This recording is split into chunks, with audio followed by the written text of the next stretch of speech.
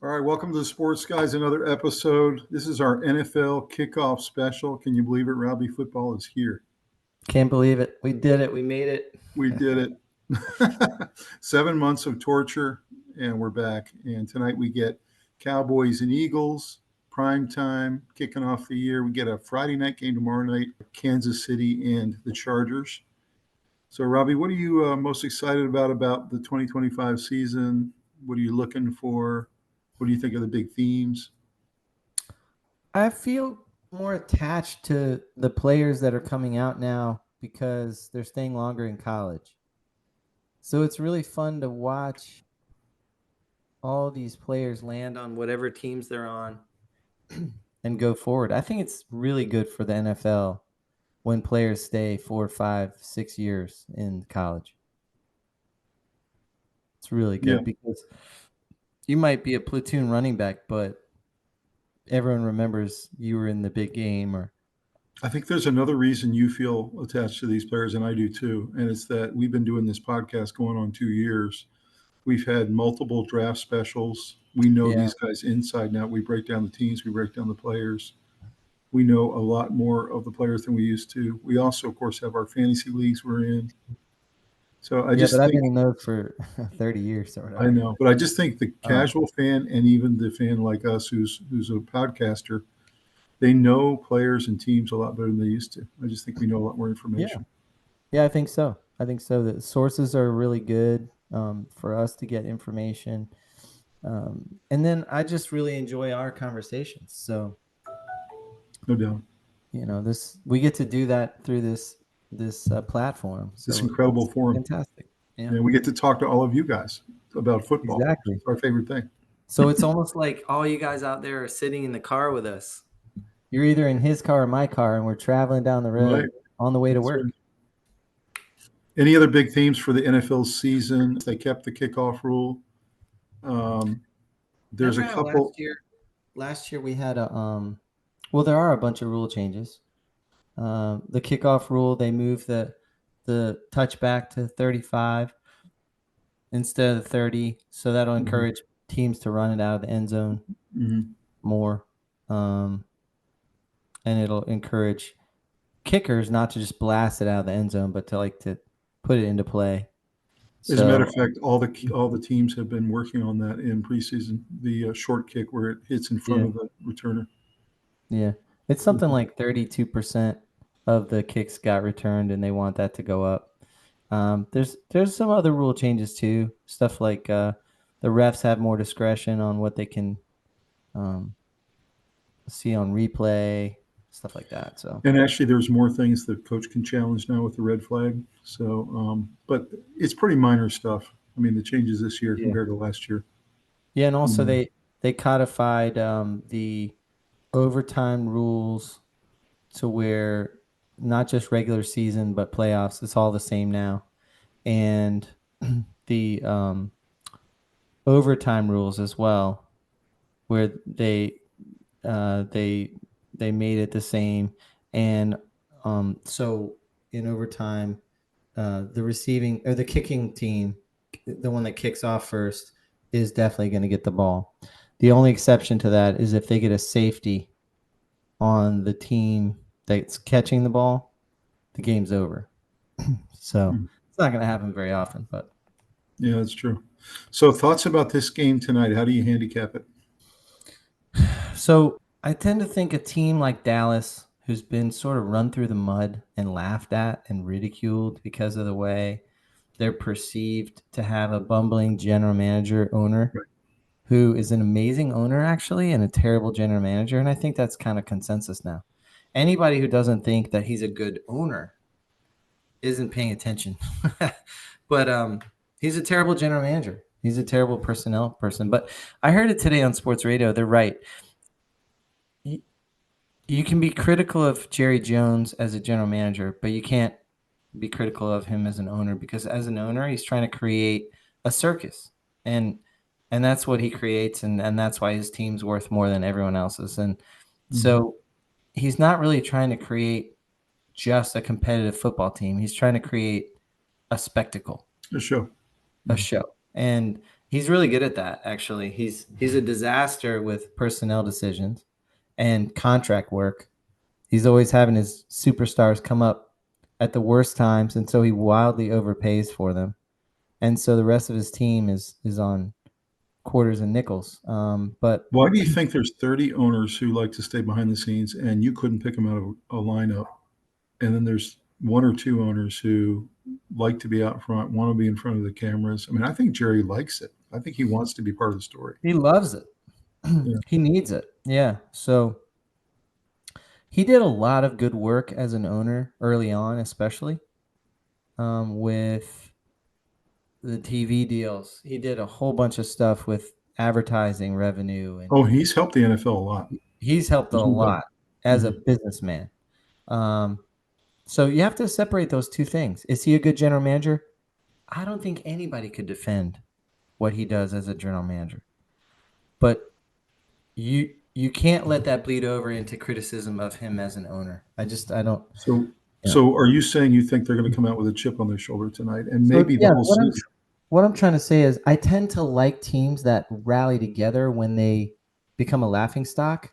They usually come out fighting, angry. They got some rage, However, I look at this Eagles team and every level is all-stars. And so I just got to think that the Eagles are just going to manhandle them because of talent. Yeah. I think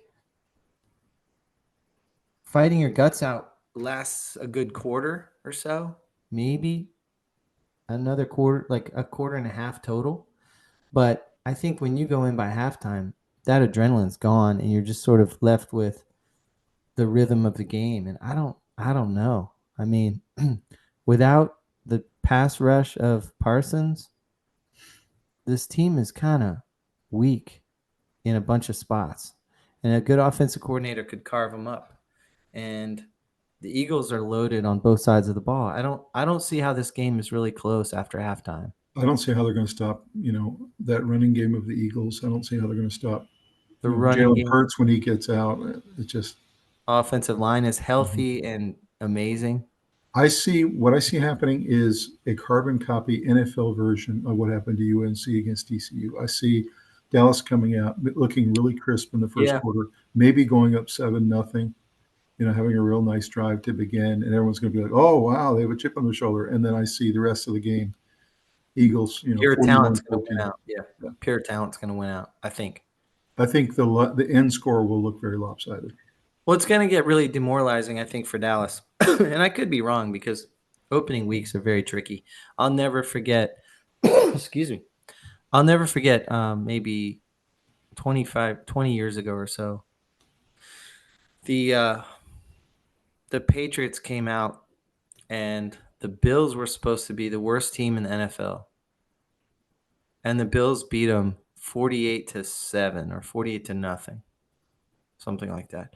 And the Patriots went on and won the Super Bowl that year. So I remember thinking, no matter how bad you look in week one, you absolutely cannot tell what that means and how that's going to play out as a season unfolds. So I never forget that season.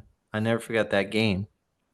And what a laughingstock that put the Patriots in. And they ended up winning the Super Bowl that year. So that being said, anything can happen, but especially when you're as angry as Dallas probably is going to be. So we saw this past weekend, college football has become one of the biggest advantages for the home teams of any sport. Like you can maybe argue maybe the most. Huge. Yeah, college football home teams and home schedule is just a humongous advantage. Do you think that's the same in the NFL, or do you think it's not the same? I don't think it's going to continue all season long like that. I just know that it did happen week one, and it probably will happen week two, and then it start to have more of an anomaly as a lot of these freshmen get used to traveling to foreign stadiums. And because I think you have a Dallas team that has to travel to Philadelphia in this game. They come in undermanned. They come in having gone through all this drama. They feel very attacked. I think they're going to rally around the team for about a quarter, and then, like you said, the talent's going to win out. But I think it being in Philadelphia, that crowd is going to be incredibly loud. They despise Dallas. Yeah. And yet the Friday night game, Kansas City Chargers, is on a neutral field in Brazil. So it kind of takes away any advantage you have with a home crowd. Yeah, agreed. I think that first of all, there is no comparison between a pro crowd and a college crowd. The energy, Matt Patricia said it. He said, you can't replicate a college environment. He said that was the loudest crowd he ever heard. In all those years he was in New England, which have a really good crowd, by the way. They have a good crowd, but the NFL just doesn't compare. It's not the same thing. You don't have a bunch of alumni everywhere who are emotionally invested in the success of the team, and it's just different. So I think that the crowd will be a factor, but not a deciding factor. The factor will come with the level of talent discrepancy that I think will show out over time throughout the game. Might not start out like that, but it'll. If you look at the Eagles' last 9 drafts versus the Cowboys' last 9 drafts, the Eagles won every single one of them. So the Eagles had the best drafts of any team. Yeah. So you're looking at a situation where they're completely overmatched because Howie Roseman is the best GM in football, going against the worst GM in football. No doubt about it. Yeah. I don't know if he's the worst, Jerry Jones, but he's close. He's probably the bottom 2. So like there may be a case for somebody worse. Maybe like the Jaguars or something. Any other big games you're looking forward to over the weekend? I mean, obviously, Ravens, Bills, Sunday night. Dolphins, Colts is going to be good. Yeah. Yep. Excited for that one. Just because I love my Dolphins, but also I think it should be a pretty good matchup. How about Lamar against Josh Allen on Sunday night? Yeah, Lamar, Josh Allen. There are a number of games that look really exciting. Mm-hmm. So this is going to be a fantastic season, I think. And then everyone wants to see how the Browns look with Flacco versus Joe Burrow. Joe Burrow, I think, is going to tear him up. Should. Although the Bengals can't stop anybody, so they may be a little higher scoring than you think. Yeah. So we'll get into all that. They got a few draft picks invested into the defense now, so that's true. One of these days it'll pay off. I mean, let's face it, the Eagles have been drafting nicely the whole time, but they added one piece, Saquon. And, well, you got to say Cooper DeJean played a role. I mean, just all those draft picks. But really kind of Saquon Barkley gave them that it factor where they became really hard to stop. So yeah, it helped their passing game. It helped their defense. Like it helped everybody. Well, let's go ahead and get into this NFL Kickoff 2025. Here we go. Kick it off. All right, this is our NFL Kickoff Special 2025. This is our episode 73. You see a picture there on the left of Santa Clara. That's essentially the San Francisco 49ers home stadium. They're going to be the host this year of Super Bowl 60. Can you believe it, Robbie? We're to Super Bowl 60? No. So that's going to be really cool in the San Francisco Bay Area. This game's on February 8th, 2026. That's the game everyone in the league wants to be in. Yeah. What's also interesting, next year, 2026, that summer, the FIFA World Cup is going to be playing a prominent role in that stadium as well. There's going to be a bunch of big games, including one of the semifinals is going to be there. So that's going to be really exciting for Santa Clara and for the Bay Area to also have the World Cup coming there. World Cup is, of course, the biggest event in the world, only one that's bigger than Super Bowl. So then the Lombardi Trophy, we've talked about, where that is in the pantheon of championship trophies. I think you and I both agree the Stanley Cup is the greatest trophy of them all. But I'd put this one up there in the top 2 or 3 for sure. And, this is the one they all want to hold at the end of the day. And so many great players who are in the Hall of Fame never held it. So it's really special. So thoughts about Super Bowl in Santa Clara? What do you think that's Super Bowl in Santa Clara? It should be interesting. I think it's going to be cold. I think it's going to be cool. Yeah. It's going to be cool. It's going to be When it's in Southern California in February, it feels really nice. It's in the 70s. Sure. This is going to be high 40s probably. Yeah, 50s, 40s. Yeah, it Yeah. won't be Green Bay, but No. it'll still be a Detroit. beautiful game, of course. Yeah, it should be a nice setting. Um, Hmm. and yeah, it's gonna be really exciting to see how they pull it all off. You excited about the FIFA World Cup coming next year? The U.S., Mexico, and Canada. Yeah. Yeah. This will be a lot of fun. And then the Olympics coming to LA in 3 more years. 2028. Yeah. Yeah. Mm-hmm. It's gonna be fun. That's gonna be a lot going on in California. Well, let's talk about the AFC East. Let's really get into this here. Okay, if you look there on the left, that is how the division ended last year. So that was the 2024-25 season. Bills came in 13-4, Dolphins second at 8-9, Jets 5-12, and Patriots 4-13. That was how they finished. I personally believe all the teams, except for maybe the Jets, have gotten better in this division. Yeah. So any thoughts about last year, how it was wrapped up? You know, a lot of people were making Bills Super Bowl favorites. Obviously, they ended up losing very deep in the playoffs. I was pretty impressed with the Bills, to be honest. I didn't buy into a lot of the hype originally.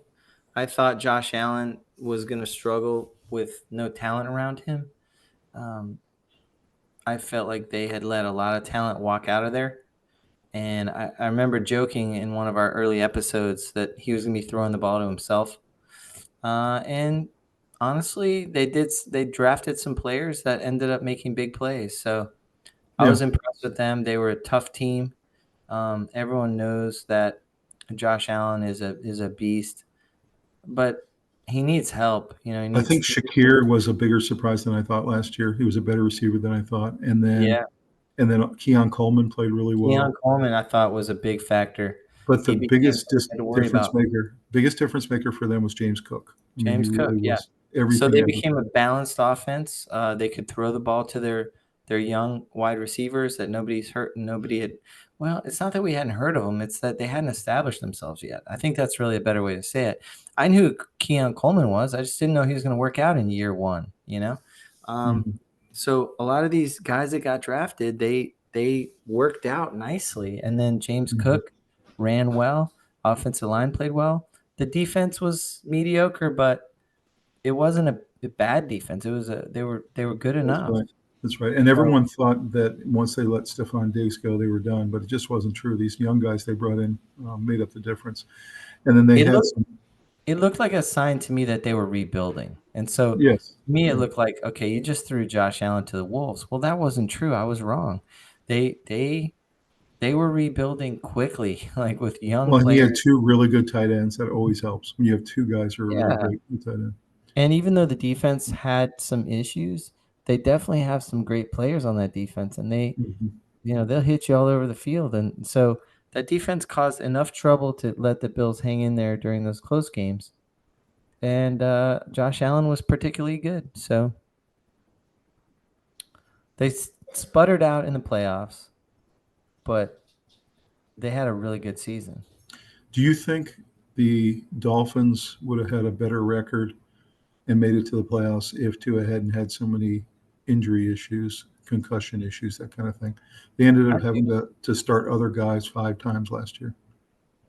I do, but I felt like their defense was so banged up that it wasn't going to work out for them because they didn't have the depth that a Detroit had.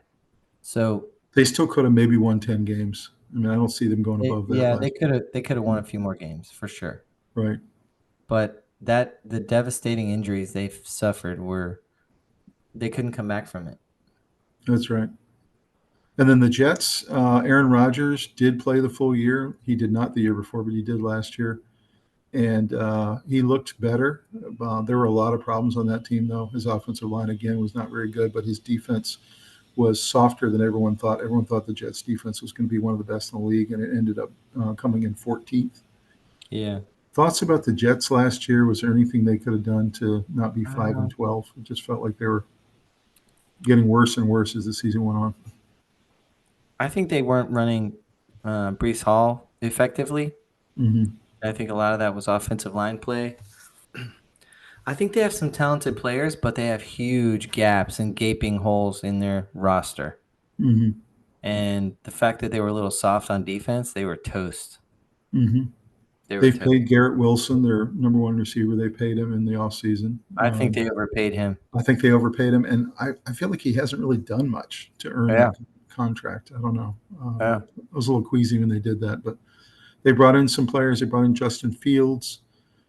Just to be completely honest, he has not looked good in camp, and he has not looked good in any of the preseason games. So there's not a lot of hope for the Jets that they're going to be any better this year. They're in a really tough division, but we'll see. I don't see what you look at the Jets and say, I think they're going to be better this year. Like, what are you pointing to? Which side of the ball are you pointing to?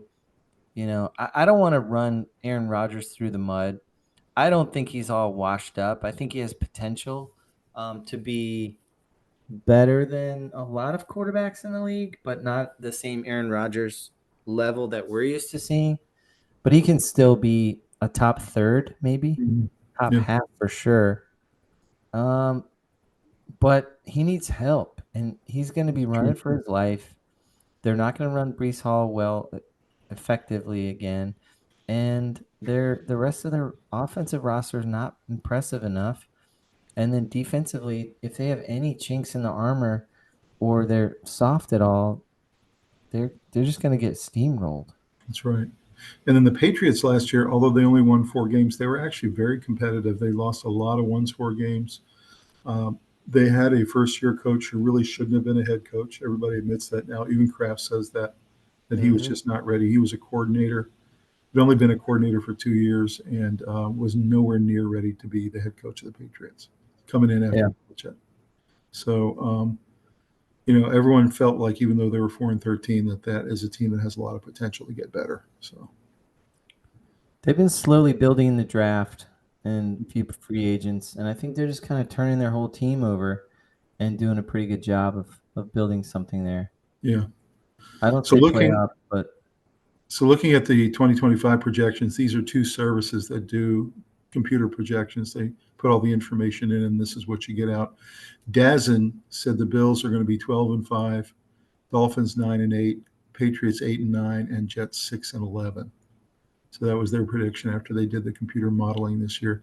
CBS Sports does the same thing, and they came out with Bills 13-4 again, Patriots 10-7 in second place, Dolphins 7-10, and Jets 5-12, just like last year. So thoughts about these 2 projections? Dazen is closer to what's going to happen, I think. Okay. Yeah. So you like that breakdown right there? I think so. I think that's pretty close to what's going to happen. I think that's exactly right. Matter of fact, if I picked it today, I'd actually have the Dolphins and the Patriots both at 9-8. I think they're both going to be better. I like the Bills 12-5. They're going to drop one more, largely because the Bills actually have a tough schedule this year.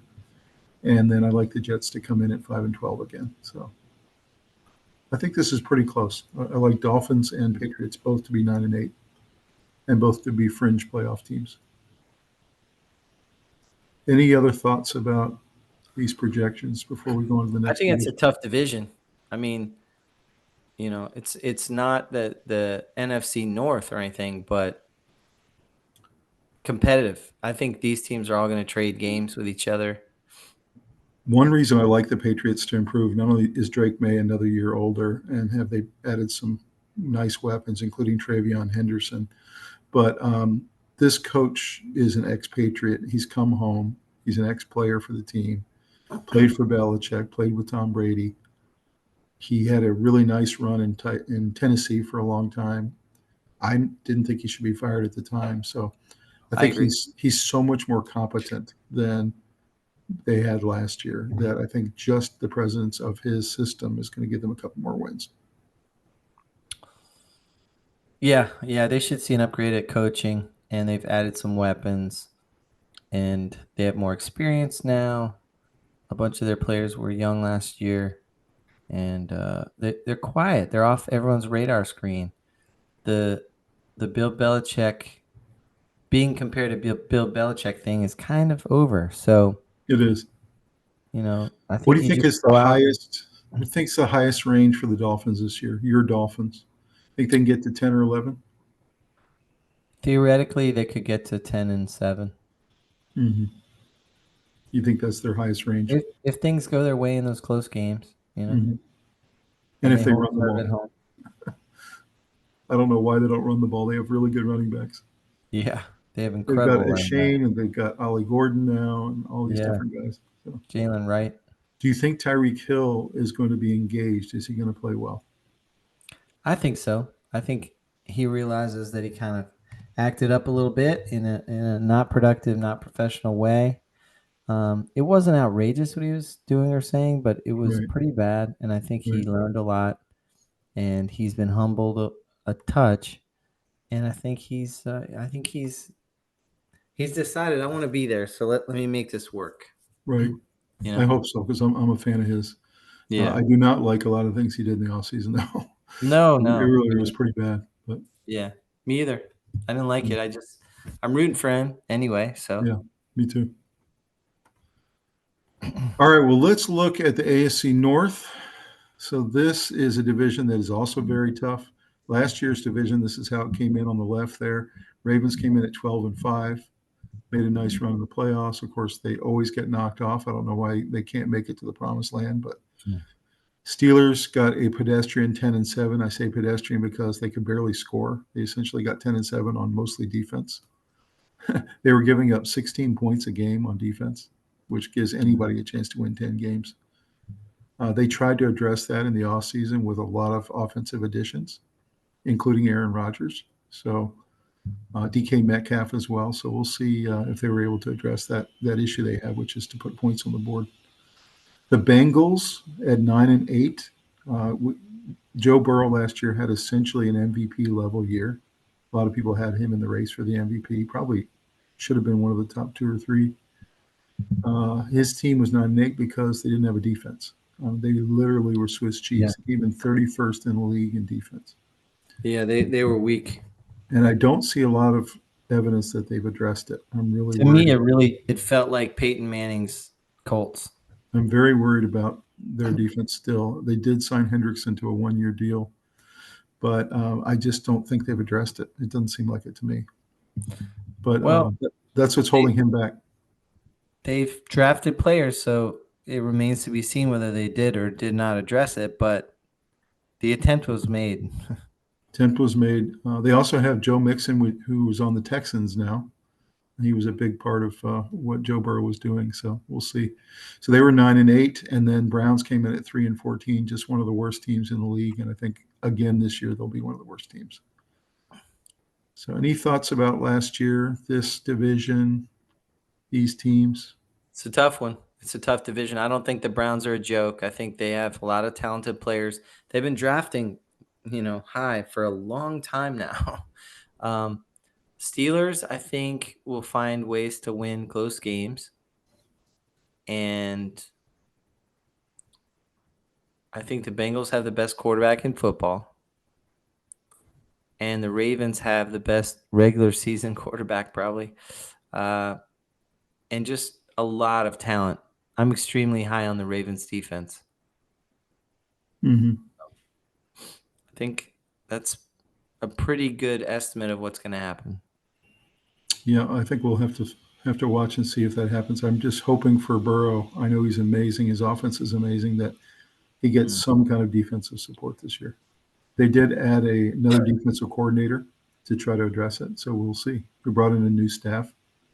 Yeah. The CBS projections for this year are Ravens 13-4, and for them to win the AFC conference and to go on and win the Super Bowl 60. So that's the CBS projection for Ravens to be the champs. Bengals at 11-6, so a little bit better. Steelers 7-10. They don't believe that the Aaron Rodgers experience is going to do much for the Steelers, and that Tomlin will have his first losing season in 16 seasons. They've been saying that for 16 years in a row. And then they've got the Browns going 3-14 and using all 3 of their current quarterbacks at some point in the season. So, well, let me give you an example of what could happen. Joe Burrow gets hurt and the Bengals drop dramatically, right? That means Steelers go up dramatically. or at least significantly. So I don't want to buy into the idea that the Steelers are just going to be awful under all circumstances. The division is important, but the conference is even more important because most teams in the AFC have improved. And so every week the Steelers are going to be playing a team that has improved from last year. And so the concern is that their defense has slipped a tiny bit. Last year they were 3. Even if they slip to 10 or 12, if the Aaron Rodgers experience doesn't bring what they think it will, then this is kind of a mediocre 500 or under 500 team. So that's the thought. Mm-hmm. So I don't have a problem with this breakdown. I think this is exactly where I put all of them. I think Ravens are going to win the division. I don't know about Super Bowl champions yet, but I think they'll be making a nice run. Obviously, they're very good in the regular season. I think Burrow will have a couple of more wins this year, and he'll make some noise in the playoffs. I think the Steelers might if he stays healthy. If he stays healthy, yeah. I think Steelers may be 8-9 or 9-8. I'm not sure about big if, though. I say 8-9 for the Steelers. And then the Browns might pick up a 4th or 5th win, but they're going to definitely be the worst team in this division. Yeah. Unless the Bengals, if the Bengals lose Burrow, they could be the worst team in that division. That's possible. That's very possible. Yeah. So looking at Lamar's stats from last year, he came in second in the MVP voting. Most people are still saying he should have won it over Josh Allen. He had bigger stats. His stats were 41-72 passing, 41 touchdowns, and 4 interceptions. I mean, that's just incredible. You think about that ratio. He had almost 1,000 yards rushing and 4 touchdowns rushing. So he had over 5,000 yards and 45 total touchdowns. Wow. So are we looking at the greatest regular season quarterback of all time? That would have been his 3rd MVP. Not of all time, but, I mean, really, really solid. And I say regular season on purpose because his playoff record is not very good. Right. I mean, clearly he's not getting the results yet that he wants. I mean, there's a lot of quarterbacks that didn't do great in the beginning of their career. But in the regular season, he is almost untouchable. It's crazy, the numbers he puts up. It's like he relaxes and they open up the playbook for him and they just let him go. And it's not too tense and it's not too choreographed. And he's just more athletic than everyone else. So can he finally break through this year, do you think? Maybe. I don't think he's going to win it all. He's got a lot of great quarterbacks standing in his way, doesn't he? Yeah, there's a lot of good quarterback play this year. There is. And in the AFC especially. Yeah. We shall see. I like this breakdown. I'd probably give the Steelers one more win and maybe the Browns one more win, but otherwise this is about what I think is going to happen. Mm-hmm. Looking at the AFC South, the weakest division on the AFC side. Last year, the Texans were 10-7 and won the division. Colts came in at 8-9, although they had very bad quarterback play. This year, they're hoping they've upgraded a little bit with Daniel Jones. Jaguars were an abysmal 4-13, largely because Trevor only played 3 games the whole season. It was out most of it. And then the Titans basically didn't have a quarterback. We're 3-14. Thoughts about this division, and has it improved at all? I mean, really, I still look at these teams as kind of the worst teams on the AFC side. I think the Titans could surprise some people. I think they're pretty good. And I've also said the Jaguars are going to look a little better. So these two teams might flip to the top of the division. Possibly. Well, if you look at the projections, Houston is expected to go from 9-8 to 11-6. That's their range. Colts are looking like they're going to be 8-9 again and finish second. Jaguars to finish third, but to be 7-10, so they'd be 3 games better than last year. And then Titans to finish again at 3-14 and not improve, which I don't think is going to happen. I do think the Titans will win probably 6. I think it's going to be a much closer spread from the top to the bottom. I like Titans to get 6. I like Jaguars to get 7. Colts probably 7. I don't see them getting to 8. I don't believe in the Colts this year. And then Texans, I'm not sure the Texans get to 11. I think they go 10-7 again. I think the Colts are going to come in last in the division. You do? Yeah. Okay. Certainly possible. It really depends if Daniel Jones is as bad as we think he might be, or if he's actually decent. I think he's decent. Because they've got Michael Pittman is a really good receiver. They've got other good receivers. They've got Jonathan Tyler Warren. Taylor Warren. Yeah. So I don't know. We'll see. I could see them to get as many as 7 or 8 potentially. But you agree Houston is still the class of this division. I've really heard the jury out on them, and then I've also heard big bounce back year. So I don't know. I'm not sure. Could you have those 3 teams, Texans, Colts, and Jaguars, all right in that 8 and 9, 9 and 8 range? I mean, it's possible. Yeah. Yep. I think they're all going to beat each other up. And I think Titans will get 6. I think Cam Ward's going to have a real difference there. Yeah. So still a pretty bad division, though, if you think about it. Titans might not have that many wins, but I think they're going to be competitive in a lot of games. Mm-hmm. I do too. And there's no way to predict whether they win or not. Close games. I mean, if you have an it factor quarterback, sometimes you can win them. But so rounding out the AFC, you got the AFC West. Last year, the Chiefs came in an incredible 15-2, and this is with, I think, Reed and Mahomes' worst team and lots of injuries and Rashee Rice being out and a whole bunch of things.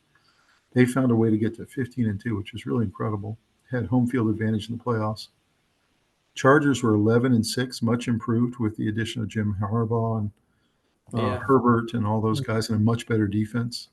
They got, I think, this year one of the better defenses again. Broncos 10-7, much improved with Bo Nix.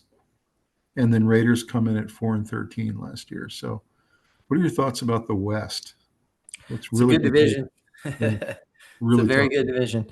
Chiefs are always tough. They're really well coached. They have an incredible quarterback, and they have veteran presence. And they've drafted nicely on defense in the last few years.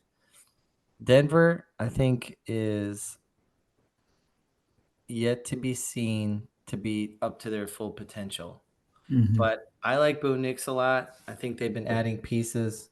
I think that that the coaching there can be a little abrasive, but I don't know. I think they're going to be real tough in there with the Chargers to see who's going to be in second for the division. So the Chiefs have won 8 straight division titles.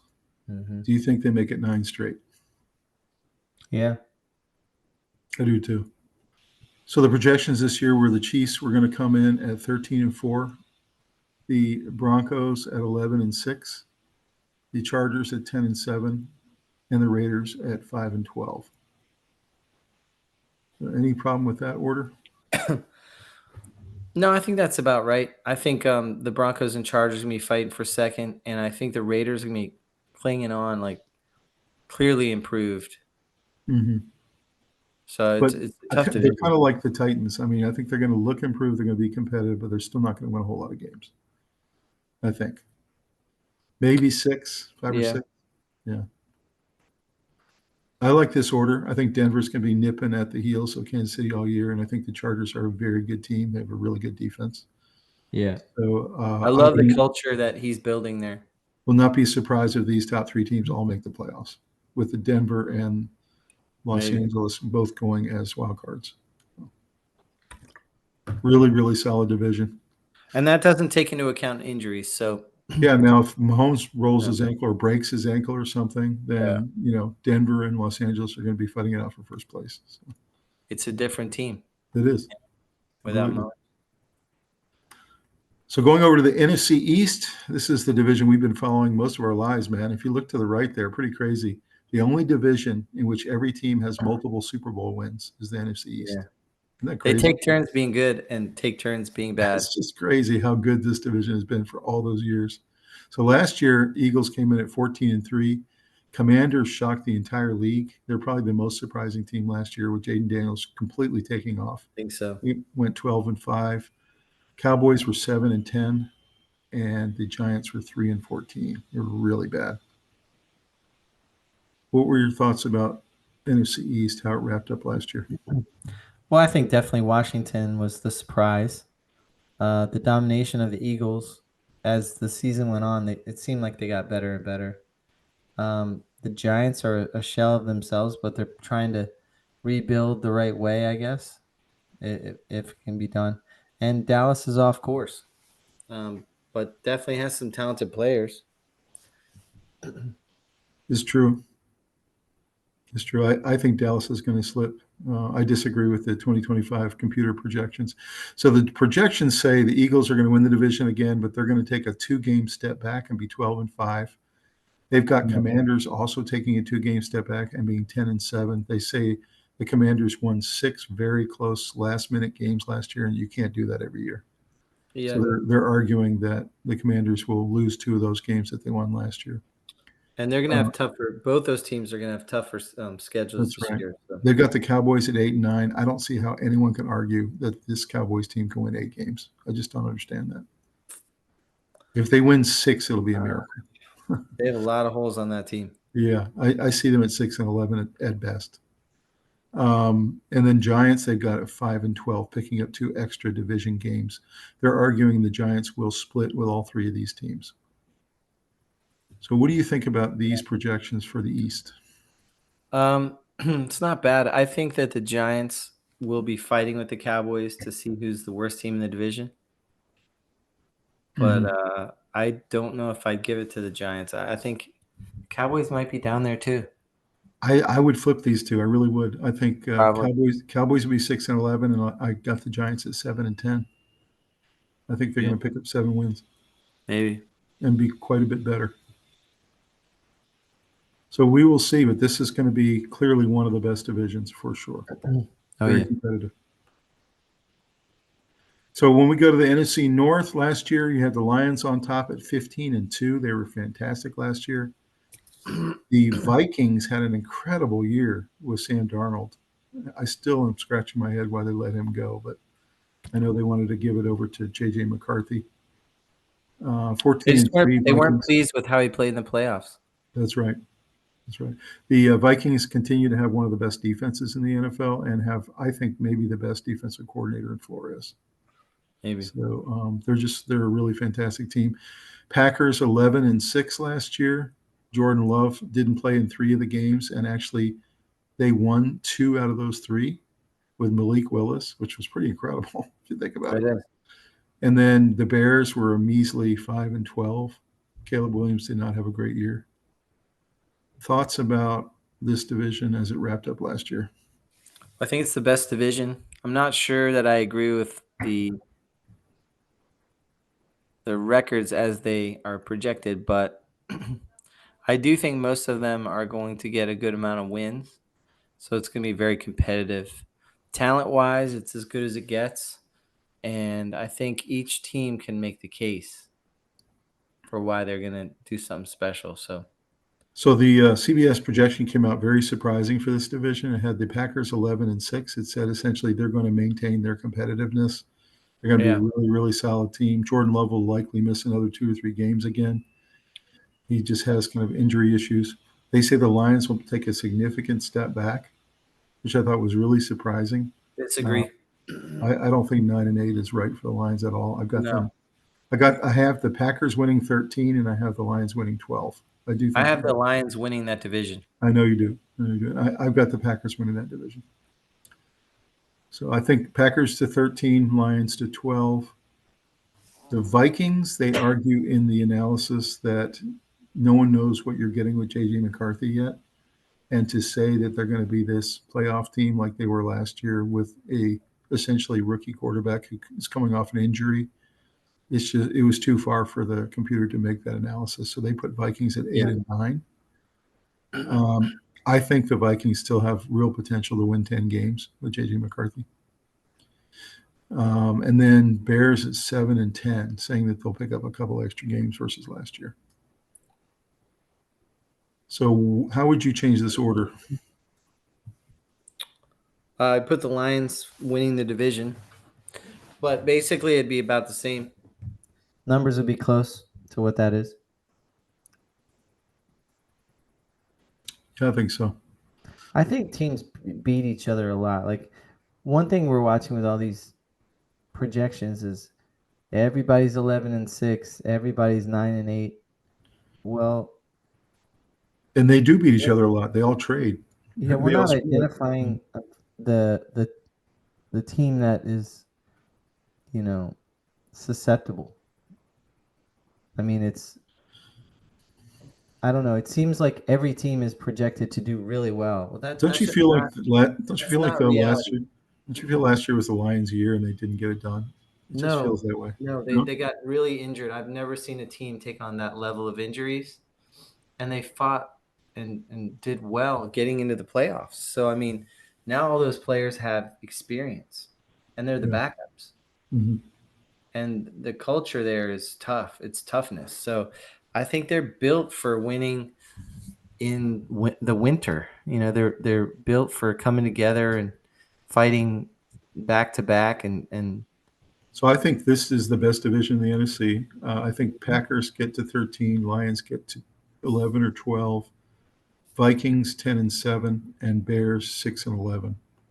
And I think these teams will beat up on all the other divisions. So that's what I think is going to happen. These are all Yeah. really, really solid teams. yeah, I think that's about right. Looking at the South with my Panthers, last year the Bucks came in at 10-7, won the division. Falcons came in second, 8-9. Panthers 5-12, and Saints 5-12. Panthers really had a nice end of the year. They started the year 2-11, and then went 3-1 down the stretch. So showed a lot of promise. Thoughts about the NFC South? Everyone says it's the worst division in the NFC. I think the Falcons are going to be a little better. I think they've tried to address how bad their defense was the last couple of years. And Michael Penix Jr. is going to have a little more experience. So I think they're going to be better on both sides of the ball. So are the Panthers. With Bryce Young showing improvement, he's really smart. He's likable. They're going to be blocking hard for him. Saints are probably going to get a couple unexpected wins, but I don't think they're very good when they really need it. So Spencer Rattler's not the answer, but he might be okay for a little bit. So the CBS computer spit out this analysis, and I really don't agree with it. Buccaneers 10-7, Falcons 8-9 again, Panthers 5-12 again, and Saints 3-14. So they slip even worse and become the worst team in the NFC. So thoughts about the projections coming out of the CBS computer? Well, like I said, I think the Panthers are going to end up better than the Falcons, but only by a little bit. I think the Bucks win the division. Saints are going to be tough, but they're not going to get that many wins. I like the Saints at 3-14. That's the only one I agree with. So I've got the Buccaneers 11-6. I think they're going to get to 11. I got the Panthers at 10-7, barely off first place. I got the Falcons at 7-10, and I have the Saints at 3-14. So I think the Panthers will be right there, and they'll be right in contention for a playoff spot. Obviously, I'm hoping that's what happens, but a 10-7 finish, of course, would be a 5-game improvement over last year. So we'll see if they can pull it off. Yeah. They got a lot of reason to believe that they've gotten better in a bunch of spots. But I do think projecting the Buccaneers to win the division again, I do agree with that. Yeah. Yeah. They loaded up on talent. And they have a lot of returning players. They do.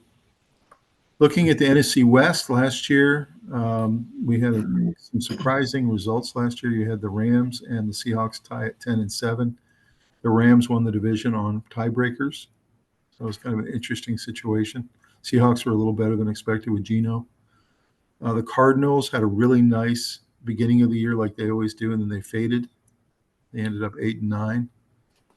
And then the 49ers had an abysmal year for them, 6-11. at one point were a losing record almost midway through the season. So really was not something they're used to.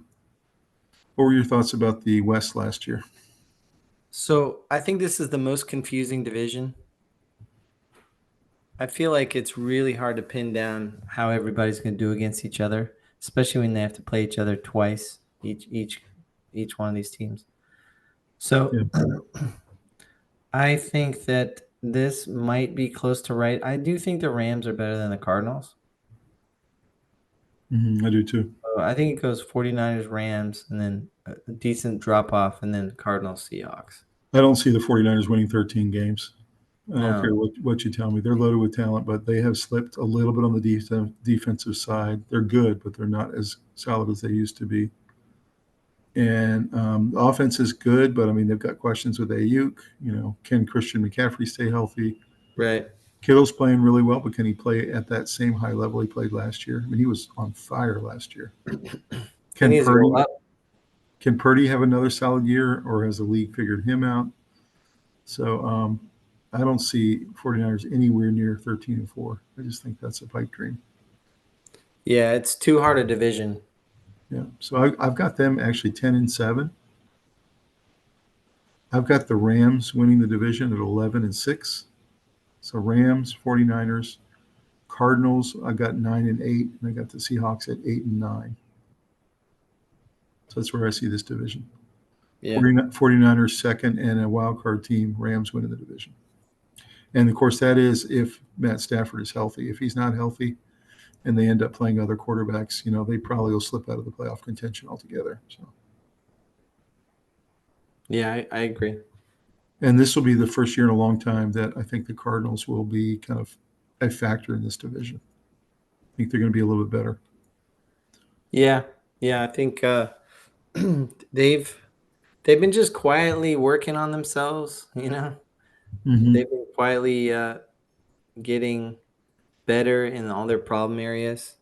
Do you think Kyler can stay healthy the whole year? And do you think he can break out of some of his bad habits? Because I mean, he's a freak talent. I mean, he can get this team to where they want to go. But you said, can he? I mean, yes, he can. Will he? Sometimes. Yeah. So that's the way I look at it too. We shall see what happens here. This is going to be an interesting division for sure. But 49ers 13-4, not buying it. So looking at the NFL MVP odds, regular season MVP, if you walked up to the window right now, this is what you would see. Lamar Jackson and Joe Burrow are the highest odds to win it. Josh Allen's third. Mahomes is fourth. Jaden Daniels fifth. Jalen Hurts sixth. And then on down from there. So what are your thoughts about these top four? It's pretty much how I see it.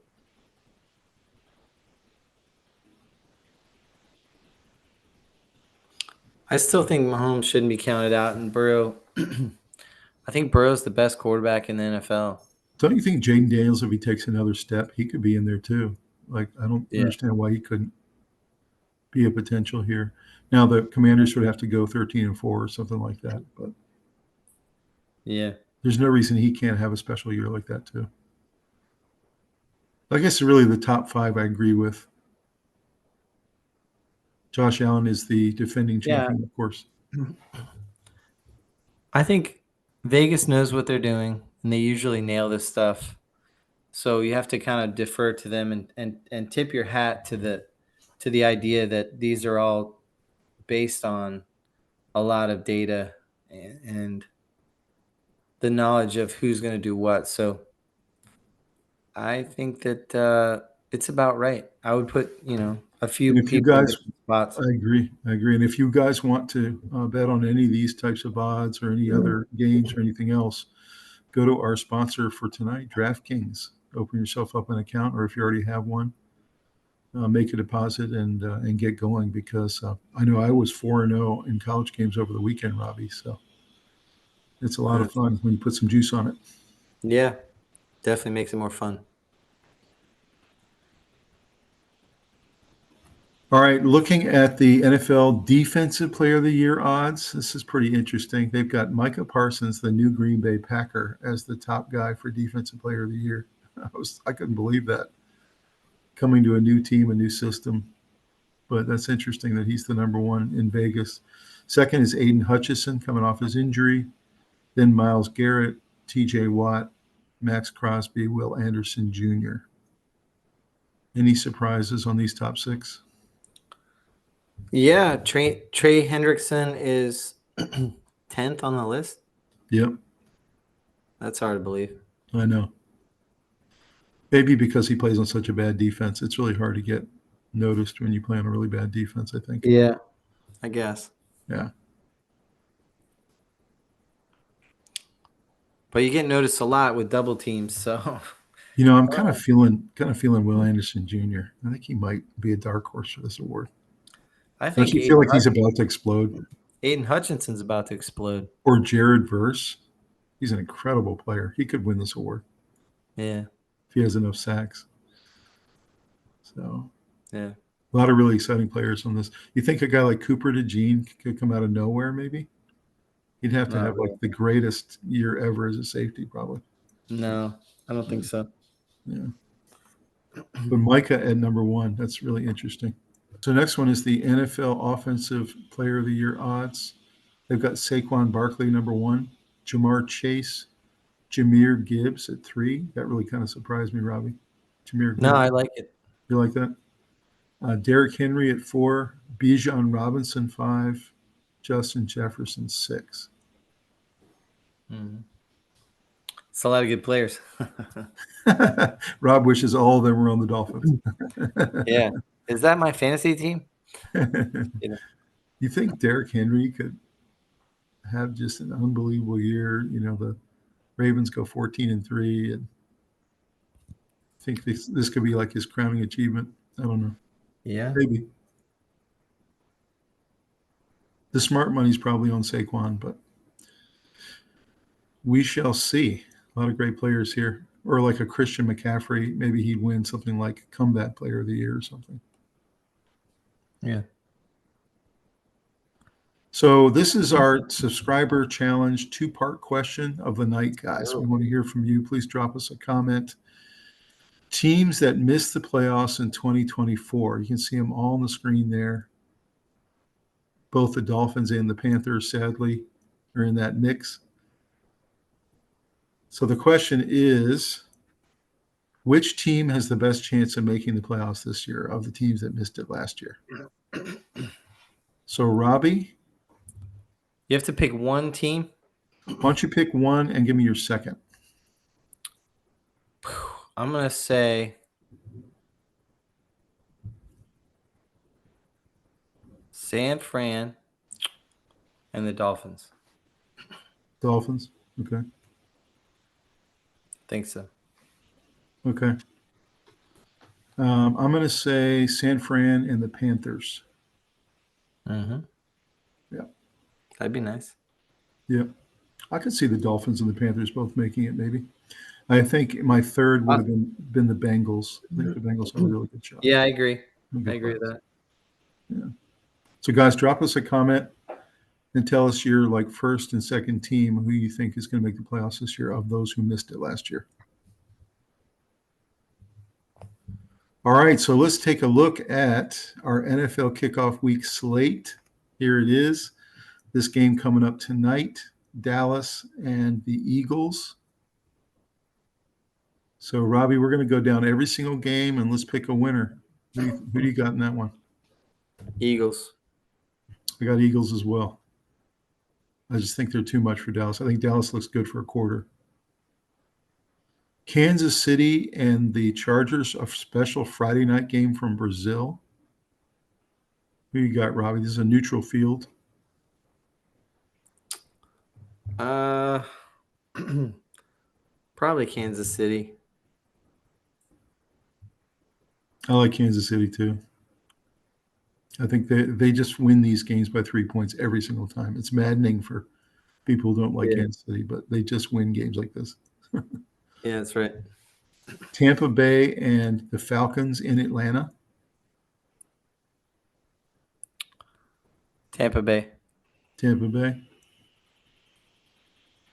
I kind of like an upset here. I'm going to go Falcons. Yeah. I think Michael Penix Jr. opens up with a 3-point win. I think they're going to be better, so maybe. Yeah, I kind of like them to win this game. Bengals and Browns in Cleveland. Bengals. Bengals, me too.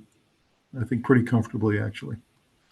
No way the Browns can keep up with the fireworks that Joe Burrow's bringing. He'll probably have 3 or 4 touchdowns. That's right. Dolphins, Colts. Dolphins. This is in Indianapolis. Yeah. I like the Dolphins by a touchdown. I think they'll win this game 24-17, something like that. Panthers, Jaguars in Jacksonville. Panthers. Yep, Panthers. I think they're the better team. I do think it'll be a very competitive game, though. Both teams trying to get better. Raiders and Patriots in New England. Geno Smith against Drake May. I'm saying Patriots. The debut of Ashton Genty. Yeah. Brock Bowers. I say Patriots too. I just think they're the better team. It's not gonna be a pretty game, but I think they're better coached too. It'll be interesting. Yeah, I think it'll be a pretty good game. Cardinals and Saints in New Orleans, Superdome. I'm going Cardinals. Cardinals, yep. I think the Saints are really going to struggle to get any wins this year. I think Cardinals pull off a 3-point win there. Yeah. Steelers and Jets in the Aaron Rodgers Bowl. This is going to be in New York. Terrible. Yeah. Steelers. You like the Steelers? Him against his old team? I do too. I just think the Jets are pathetic. I mean, I'm sorry, but I like the Steelers. Yeah, they've let too much talent walk, and they overpaid for a couple of their players. I like the Steelers to get a narrow win there against a really bad Jets team. Giants against Washington Commanders in Washington. Commanders, I agree. I think they'll win by at least a touchdown. Titans and Broncos. This might be kind of an interesting game. I wonder if Cam Ward brings some juice in his first start against Bo Nix. Yeah, it might look interesting for a half, for sure. This is in Denver. The Broncos should win that one.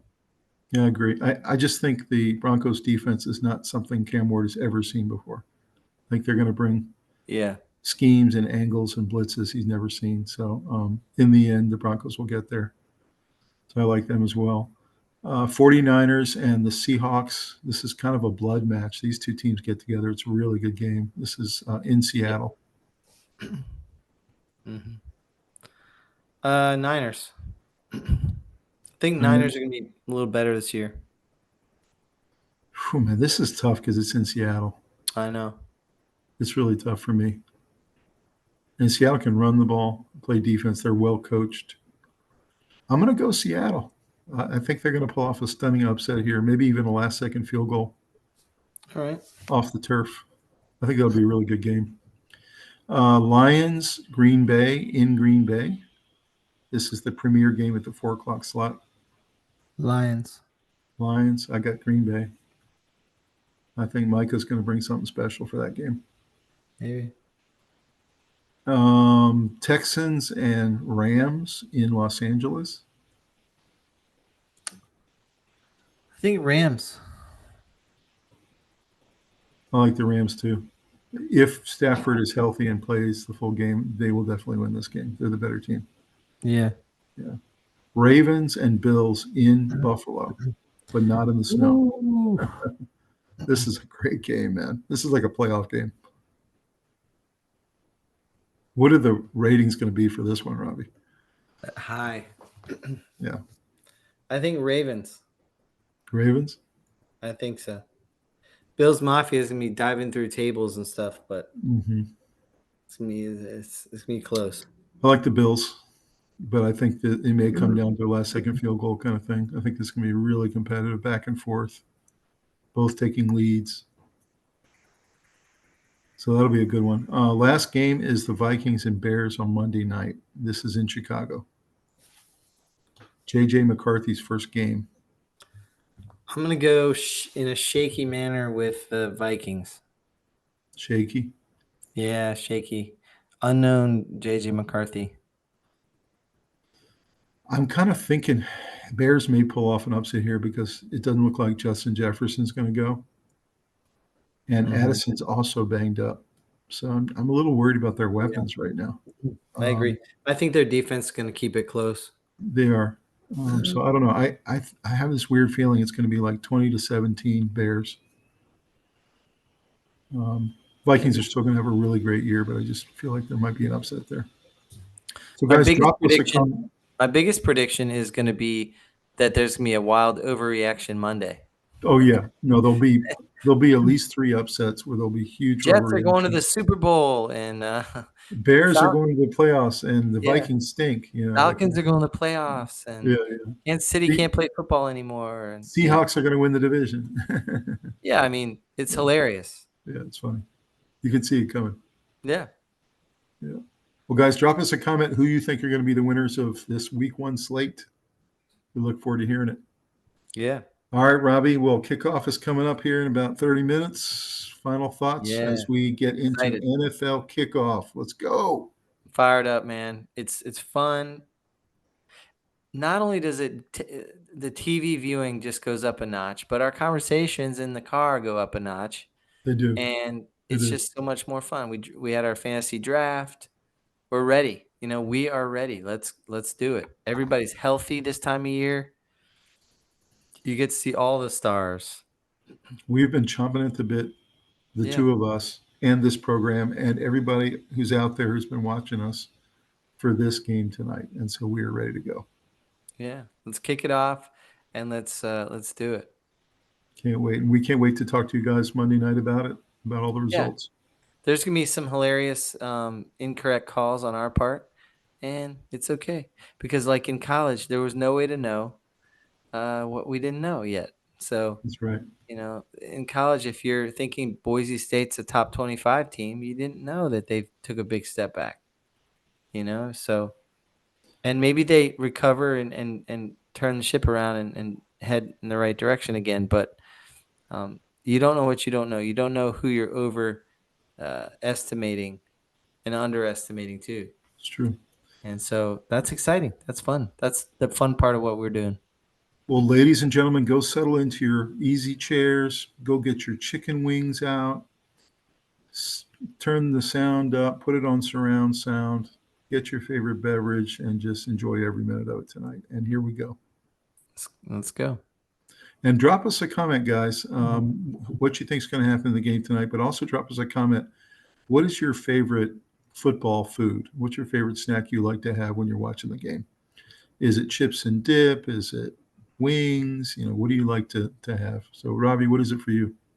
Wings. Wings. Yeah. I like wings. I like gnawing on the wing in a nervous manner, and just it kind of gets me through those anxious moments. And I always eat one-handed so that this hand stays clean, so I can grab my wheat smoothie or grab a towel or a napkin or something without getting buffalo sauce everywhere. And Rob gets the most nervous when Josh Allen and the Bills are driving on his Dolphins. He starts to really chew the wings then. Yeah, that's true. I'm gnawing on the wing going, get him. This will be fun. Guys, have a great night, and we will see you next time on the Sports Guys. Have a great one. Thanks for joining us. See you soon.